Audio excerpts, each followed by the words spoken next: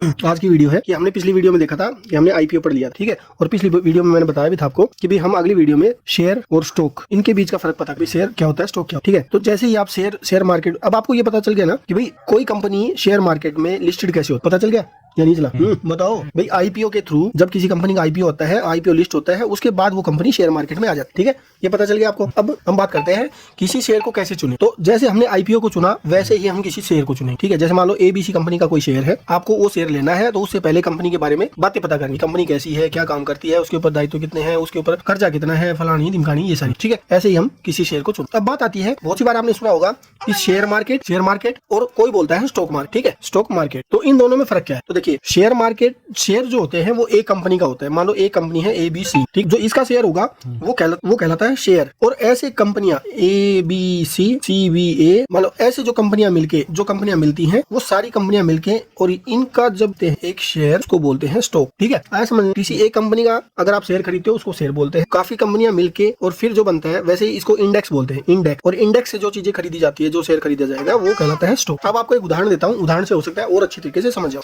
आप दोनों ने गाड़ियां देखी है, कार को बनाने के लिए, या मोटरसाइकिल को बनाने में किस किस कंपनी का हाथ है भाई? जैसे टायर कोई कंपनी बनाती है, मान लो ए कंपनी टायर बनाती है, बी कंपनी वायर बनाती है, सी कंपनी उसकी सीट बनाती है, डी कंपनी उसका ढांचा बनाती है, ठीक है, स्ट्रक्चर, ठीक है, ई कंपनी लाइट बनाती है। तो ऐसे ये सारी कंपनियां मिलके एक मोटरसाइकिल बनाती है। तो ये जो मोटरसाइकिल है वो स्टॉक कहलाता है, और ये अलग अलग कंपनियां हैं, ये शेयर, ठीक। अब एक बात बताओ कि अगर टायर का रेट अगर बढ़ जाता है, रबड़ का रेट बढ़ जाता है, तो क्या वो मोटरसाइकिल पे इफेक्ट करेगा? जल्दी बोल भाई। अगर टायर का रेट अगर बढ़ जाता है तो क्या मोटरसाइकिल पे असर पड़ेगा या नहीं? अगर वायर का रेट बढ़ जाता है या कम हो जाता है तो मोटरसाइकिल पे इफेक्ट पड़ेगा। तो वही चीजें होती हैं स्टॉक। जब अब देखिए, ये मिलके एक इंडेक्स बनाते हैं, और ये इंडेक्स इनके ऊपर डिपेंड कर कि कौन सी कंपनी ऊपर गई, कौन सी कंपनी नीचे गई। और यहाँ सारी कंपनियां मिलके एक मोटरसाइकिल बना रही हैं, तो मोटरसाइकिल के रेट बढ़े या उसकी वजह से कम हो, ठीक है। ऐसे ही होता है स्टॉक के अंदर। तो ऐसे 50 कंपनियां, मान लो 1 2 3 4 5 6 7 ऐसे 50 कंपनियां मिलकर और एक इंडेक्स बनाती हैं। इंडेक्स, उस इंडेक्स को बोलते हैं निफ्टी 50। इस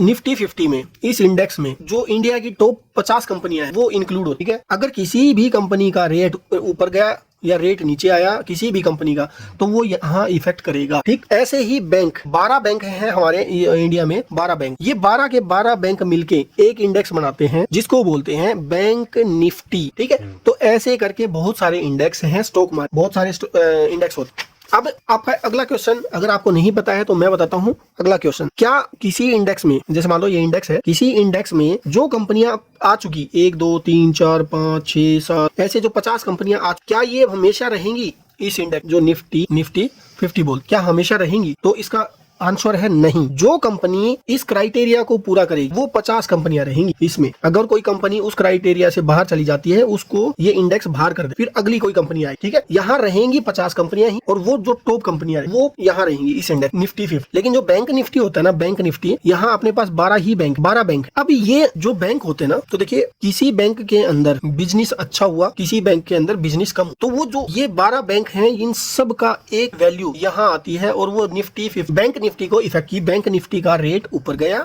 या बैंक का रेट नीचे आया। जब शेयर खरीदते हो आप शेयर, तो आप इस कंपनी का एक शेयर खरीद सकते, 2 शेयर खरीद, 3 खरीद, 4 खरीद सकते, ठीक है। लेकिन यहाँ ऐसा नहीं है, स्टॉक में ऐसा नहीं। स्टॉक में लोट खरीदना होता है, लोट। अब जैसे निफ्टी 50 है, जो इसका लोट है वो आपको लोट खरीदना पड़ेगा। इसका 65 का लोट 65, तो आपको ये 65 लोट खरीदने ही पड़ेगा। ऐसे ही बैंक निफ्टी है, उसका लोट है वो खरीदने पड़ेंगे। ऐसे ही सेंसेक्स है, उसका 20 का लोट है, वो आपको लोट खरीदने। और इसकी वैल्यू ये सारे बैंक एक निर्धारित करते हैं, उसके हिसाब से इनकी वैल्यू डिसाइड, ठीक है। आए समझ। अब बात करते हैं शेयर। जब हम शेयर खरीदते हैं तो शेयर में आप एक शेयर को, आप कोई टाइम लिमिट नहीं है, आप उस शेयर को कभी तक रख सकते हैं, कोई लिमिट। दूसरा, शेयर मार्केट में ज्यादातर वो इंसान इन्वेस्ट करता है जिसके पास अमाउंट, पैसा, जो मनी है, पैसा है, वो उसके पास एक्स्ट्रा है, जिसको वो इन्वेस्ट करने का है, उसको उस पैसे की अभी जरूरत है नहीं, तो इसकी इन्वेस्ट करता है, वो शेयर मार्केट में इन्वेस्ट। लेकिन यहाँ पर ऐसा नहीं। स्टॉक में वो बंदा, वो इंसान इन्वेस्ट करता है जिसको उस पैसे से प्रॉफिट हाथों हाथ चाहिए, 1 दिन में, 2 दिन में, 5 दिन में, 10 ऐसे महीने में, ऐसे प्रॉफिट वो स्टॉक में इन्वेस्ट। यहाँ पर क्या होता है, स्टॉक में होता है फ्यूचर ऑप्शन। तो देखिए आप निफ्टी का अगर कोई किसी कंपनी का फ्यूचर खरीदते हो तो इसका मतलब ये हुआ कि आप उसका प्रिडिक्शन कर, आप उसकी एक वो लगा रहे हो कि ये मार्केट 1 महीने में, 2 महीने में, 6 महीने में, 1 साल में ये इस कंपनी का शेयर, मान लो ए बी कंपनी का शेयर है, वो ऊपर जा सकता है, तो आप उसका फ्यूचर, ठीक। और ऐसे ही ऑप्शन में होता है। ऑप्शन में क्या होता है, ऑप्शन होता है 1 डे के लिए, 1 वीक के लिए। तो इसमें अगर आपने कोई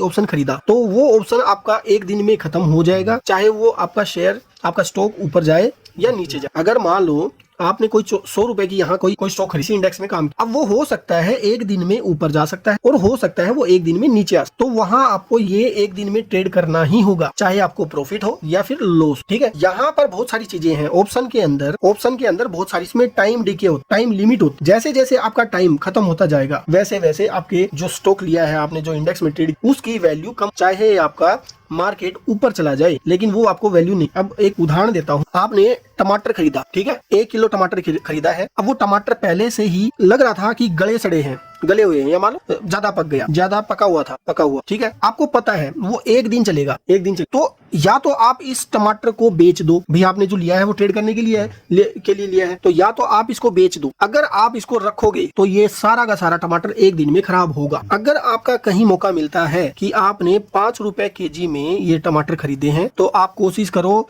इसको, चाहे आप 6 में बेच दो, 6 रुपए पर केजी में, चाहे 7 रुपए पर केजी में बेच दो। और अगर आपको लगता है कि शाम तक टमाटर नहीं बिके तो चाहे आए भाव में, नहीं तो ये सारे के सारे टमाटर रात होते ही सारा आपका 5 का 5 रुपए जीरो हो जाएगा, ठीक है। ये होती है ऑप्शन ट्रेडिंग, ठीक। कल मैंने आपको एक चीज और भी बताई थी कि जब आप किसी कंपनी का शेयर खरीदते हो, मान लो 100 रुपए का शेयर है, आपने 100 रुपए का शेयर खरीदा किसी, तो इसको किसी ने बेचा भी होगा, क्योंकि ऐसा तो है नहीं कि भाई आपने आईपीओ खरीदा है, आईपीओ में तो पहले कंपनी डिसाइड करती है। आपने कोई शेयर खरीदा है तो ये शेयर 100 रुपए का है, तो किसी ने बेचा भी होगा। तो जिसने बेचा है वो उसने क्या सोच के बेचा, भाई मान लो ये ए है, ये बी, अब 100 रुपए का शेयर था अगर ये ए ने बेचा है तो बी ने खरीदा, तो बी ने क्या सोच के खरीदा इसको। ऐसा तो है नहीं कि बी ये सोच के खरीदता है कि भाई कोई बात नहीं, मैं 98 रुपए में बेच दूंगा या 99 में बेच दूंगा। इसने प्रॉफिट के लिए खरीदा है, तो ये सोचेगा कि इसके रेट 120 हो, 150 हो, तब मैं बेच। और जिसने बेचा है उसने क्या सोच के बेचा होगा, तो या तो इसको लॉस लग रहा हो कि इसने खरीदा हो 120 में और इसको लग रहा है कि मार्केट ऊपर नहीं जा रहा, मेरे पैसे भी खराब हो रहे हैं, तो इसने यहाँ 100 का रेट था, यहाँ 100 का रेट में इसने बेच, या इसने हो सकता है प्रॉफिट में यहाँ पर आपको बेचा है कि भाई इसने 80 रुपए का खरीदा था और 100 रुपए प्राइस हो गया तो इसने बेच, ठीक है। तो जो बेचने वाला है उसको पता है कि अभी क्या है मेरे, और ये हमेशा वही चीज बेचते हैं जब इनको प्रॉफिट, और जो खरीदता है हालांकि वो भी प्रॉफिट के चक्कर में ही खरीदता है, लेकिन ये क्या सोचता है कि भाई जिसने बेचा है उसने तो कमा ही लिया, अब आप यूं सोचो कि मैं भी कमाऊं। तो वो डिपेंड करता है मार्केट के ऊपर कि मार्केट ऊपर जाएगा या मार्केट नीचे आएगा, ठीक है। शेयर के बारे में आपको पता चल गया कि जब शेयर, किसी कंपनी का शेयर मार्केट में आता है तो उसकी वैल्यू डिपेंड करती है खरीदने वाले पे, बायर पे और सेलर, कि कौन उसको ज्यादा में खरीद रहा है, कौन उसको कम में, ये डिपेंड करता है, ये शेयर के लिए। ऐसे ही आप स्टॉक के लिए भी सेम ऐसी चीजें हैं। आप कोई स्टॉक खरीद रहे हो तो किसी ने बेचा है, मान लो सेलर ने बेचा है, तब बायर ने खरीदा, तो इसने अपना प्रॉफिट ले लिया है। अब आपके प्रॉफिट, आपको चिंता कि आपने उस स्टॉक को क्या, कौन कौन सी चीजें देखकर खरीदा है, भाई आपने मार्केट में क्या एनालाइज किया, आपने क्या सोचा, कि वही चीजें अब हमें आगे आगे एक एक करके वीडियो हम आगे चलेंगे, जिससे आपको ये पता चले कि आप किसी शेयर को खरीदते हो तो उसके लिए हमें क्या क्या चीजें देखनी है, ठीक है। आज के लिए बहुत ठीक है, देखने के लिए।